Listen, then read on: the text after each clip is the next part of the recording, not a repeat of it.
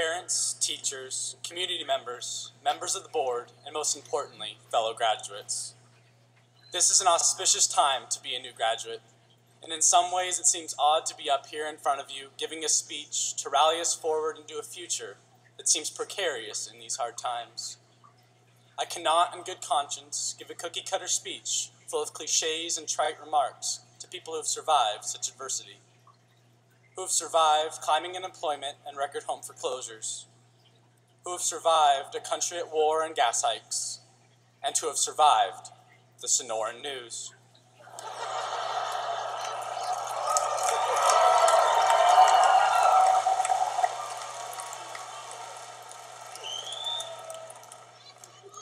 So I will not insult you with some utopian speech, painting the future certain and glowing, because it is anything but. What I will offer you is my honest belief that we, the 2009 graduates of Cactus Shadows High School, are fortunate in that we have been given the opportunity of a fine education despite these hardships. It is because of these hardships that we are strengthened. It is because of our ability to cooperate that we have persevered, and it is because of our differences that we will continue to surpass all expectations. While I was writing this speech on my In-N-Out burger napkin, I struggled to find the perfect representation of our class. Finally, last night while I was watching American Idol, it came to me. I settled on a puzzle. The intricacies of each defining piece, the frustration and exhaustion of its construction, the elation at its completion, and devastation of realizing the last piece is missing. However, when we do have all the pieces laid out before us, our only job is to find where they fit in. Now, when I was younger, my sister and I would spend sunny days over the summer building puzzles. When we did this, we had a system: sort out the edges, arrange the others according to their pattern, and then start building.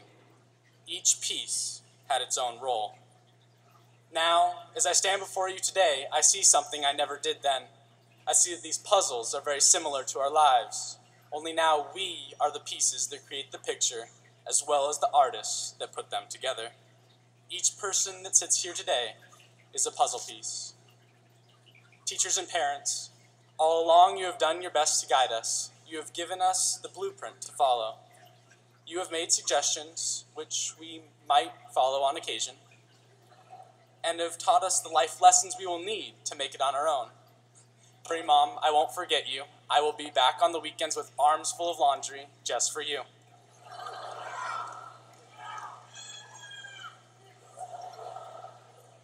But just as my sister and I began to do in our puzzles, you have already done for us. You have established the border pieces and laid the groundwork so that we can create the picture of how we wish our future to look. Students, our color and vibrancy are defined by our personalities. Each one of us, each piece carries with it its own integrity, its own beauty. However, this image is still obscure. Only as we fit together, piece by piece, does this image gradually become clear. We fill the middle, guided by the border laid out before us. The future is in our hands. In this way, our diversity cannot be viewed as negative, nor should there be hatred for our difference. No. It is these differences that should be embraced. It is this diversity that creates an elaborate and intricate picture. When we are separated, each one of us is just a piece, but together we are a masterpiece.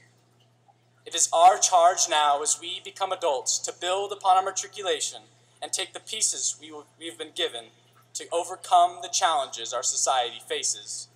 We will not sit back idly and watch as our future grows increasingly dim. We cannot passively wait for these problems to fix themselves. No.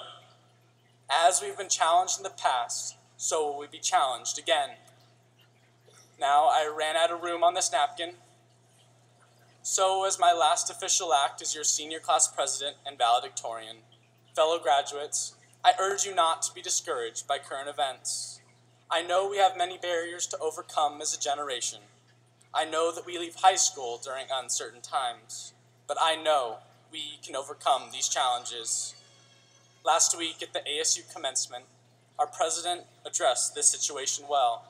He said, "Some graduating classes have marched into this stadium during easy times, times of peace and stability, when we simply call on our graduates to keep things going and not to screw it up. Other classes have received their diplomas in times of trial and upheaval, when the very foundations of our lives have been shaken. The old ideas and institutions have crumbled, and a new generation is called on to remake the world. Well, Cactus Shadow's class of 2009, it is clear that we are the latter, that as we step into the world, we must create this new standard to be this next great generation. Yes, it is a difficult time to graduate, but though times may be puzzling, fear not our uncertain future, for I have counted the pieces. We have all 390. We can solve the puzzle."